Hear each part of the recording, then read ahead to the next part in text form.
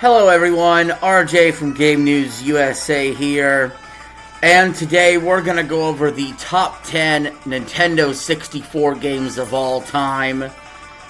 But first, please remember to like, share, and subscribe. Thank you all for watching the video. So, before we get into the list, I just want to go over what the era of the N64 was like. And it was a big change for the gaming industry, going from 2D to 3D, and it was a big change for Nintendo too. With the rise of the PlayStation and CD-based gaming, Nintendo was still stuck in the past with cartridges, and PlayStation outsold them 3-1. However, I'm proud to say I was an N64 kid, and I very much enjoyed Nintendo 64, even over my PS1 at the time. And part of the reason is for some of these heavy hitters that I'm going to go over today on this list.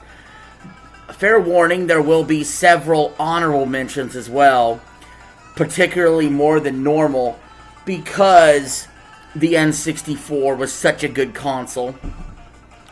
Now, it didn't quite have all the third-party support. It didn't quite have that many games, honestly. It had like 268 games or something like that, I believe. One of the lowest total counts for games of any system. And the games were kind of expensive for the era as well. So, it's a mixed bag. The controller is a little weird, a little wonky. And maybe the 3D didn't age the best, especially compared to how well the 2D aged for the Super Nintendo. Or even the GameCube, how its 3D was a little more perfected. So it was a very odd experimental time of change in gaming. However, there are a handful of games that really stood out for the Nintendo 64 and made it one of my personal favorite systems ever. And we're going to go over that now. I want to throw out one honorable mention first. Mario Golf. It was a very fun game, and it really kind of spawned that franchise. There was a lot of 4-player games on this Nintendo 64 system that was nice to play. And that brings me to number 10 on my list. Also a Mario sports game. Mario Tennis. You could play singles. You can play doubles. Mario was clearly getting involved with more spin-offs and franchises than it had in the past. And Mario Tennis gets the slight edge over Golf for the 10th spot. It's still one of the best Mario Tennis games, the original there. Console one. Number 9 on my list, Star Fox 64. Now, this is a game that can be rather short. It feels very arcadey. So in some ways it feels like a throwback to the past, but in 3D. It's clearly always been people's generally most favorite Star Fox. And there are branching paths and multiple ways to complete the game as well. I think it was an improvement over the original Star Fox. And quite frankly, we haven't had a Star Fox that's been has good ever since. So Star Fox 64 taking the 9th spot. Number 8, the original Super Smash Brothers. Look, I understand the game is very basic compared to what we got in the future with Melee and Brawl and Ultimate. However, this was the building block upon which The Rock was founded. And to be able to see characters such as Donkey Kong and Mario and Samus fight in one arena was definitely new and exciting. And I always remember that funny commercial when they're walking along and they're tripping each other. Some of those 90s commercials were very corny, we'll put it. But this game definitely was a game that I loved playing with friends, and I knew when it became a franchise and Melee came out and I was even more involved. that this franchise would quickly become one of my favorites. I want to throw out a couple more honorable mentions. There's a lot of great N64 shooters out there. They haven't always aged the best, fair warning, but at the time of their release, it was groundbreaking stuff. You know, to be in 3D, to move around and shoot enemies in that kind of environment was all fresh. And my honorable mentions for that are Turok, Perfect Dark, Doom 64, and Quake 64. However, all of them bow their heads to number 7 on my list, GoldenEye 007. And it had a James Bond-like campaign that was very enjoyable. But where this game really got legs, and where it's still been genre-defining, has been its multiplayer. 4 players on a small TV back in the day. Split screen. Pizza. Mountain Dew. Friday night. Let's go. That was the late 90s with GoldenEye 007. And that is why it is number 7 on the list. Number 6. The original Paper Mario. Again, like with Smash Bros., I preferred the second game in the series, Thousand Year Door. But the original Paper Mario, on its own, still a very good game. The third best Paper Mario, if not the second best Paper Mario of the entire franchise. Again, establishing what it meant to be a Paper Mario game. Coming off the heels of Super Mario RPG and making something even better. Paper Mario, with its turn-based mechanics, its colorful characters, and delightful levels, left me wanting more, and we got more with the series, for sure. Paper Mario, definitely number 6 on my list. I want to throw out a couple honorable mentions. Donkey Kong 64, Glover, which doesn't get enough love, and Banjo-Tooie. I love 3D platformers, and there's definitely another one I'm going to talk about later in the list. But number 5 is Banjo-Kazooie.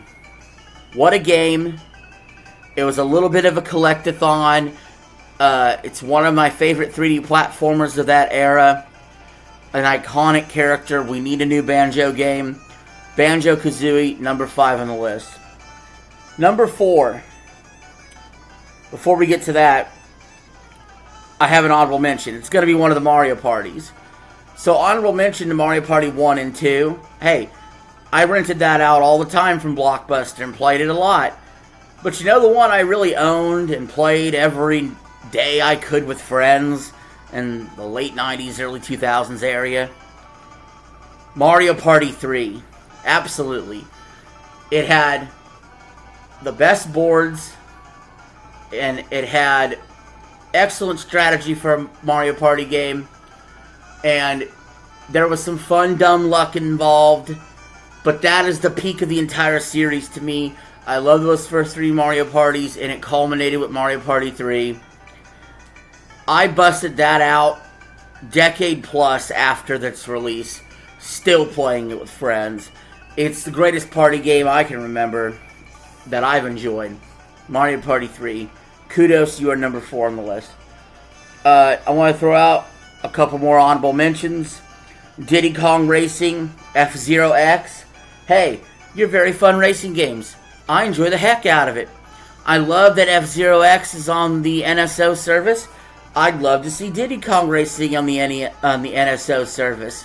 However, they pale in comparison to number 3 on my list, which is Mario Kart 64. For the longest time, this was my favorite Mario Kart. I liked it better than Double Dash. I liked it better than Wii. I liked it better than 7.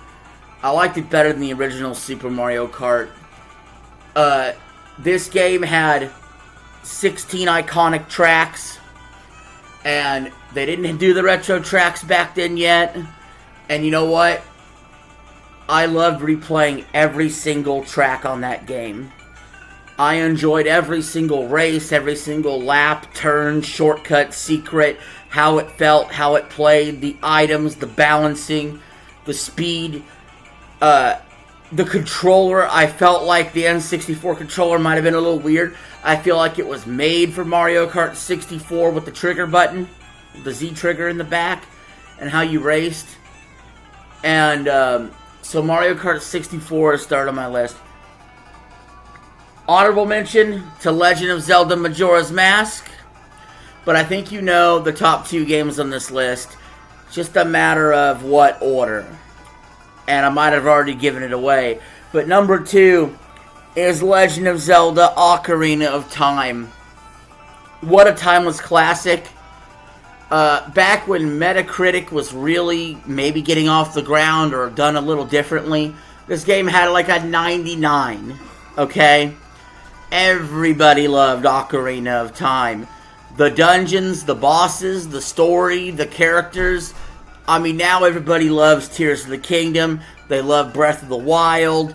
But don't forget about our buddy, one of our favorite Zelda games ever, has got to be Ocarina of Time. And it is number 2 on my list. However, number 1 should come as no surprise. If you know anything about this channel so far, or anything about me, you know I love me some Mario. And I can tell you, number 1 on this list is without a doubt Super Mario 64. Why? Because it still to this day is one of the funnest 3D platformers you can put your hands on, despite it being one of the earliest. The N64 goes simpatico with Super Mario 64. The way you could triple jump, move with Mario in ways you never could before. The star-based missions you had to complete.